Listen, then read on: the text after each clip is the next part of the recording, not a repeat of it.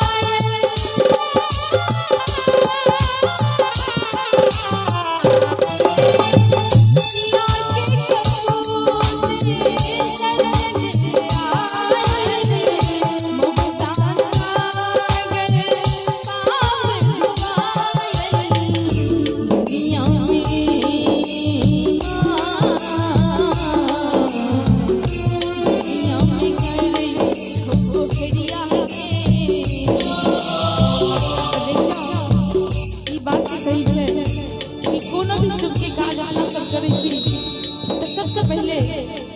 मैया से गुहार करे छी कि हे मैया हर एक काम सुख सुख से होए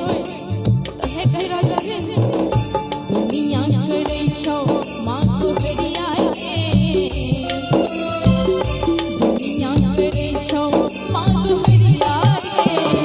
जिंदगी जोरी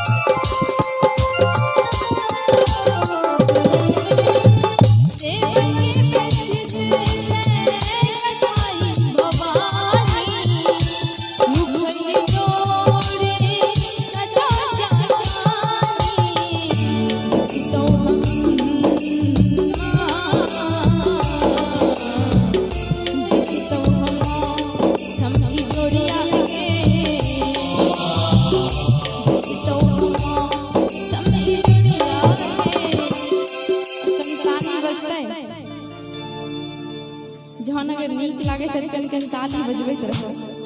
नहीं ज्यादा जोर से कि कनी हाथ में दर्द उठ जेते तो धीरे धीरे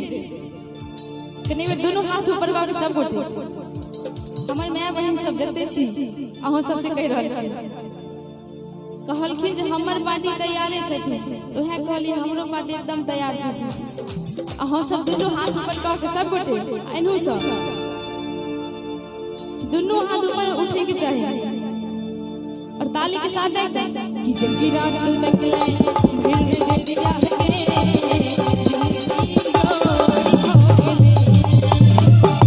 भिड़ दे दिया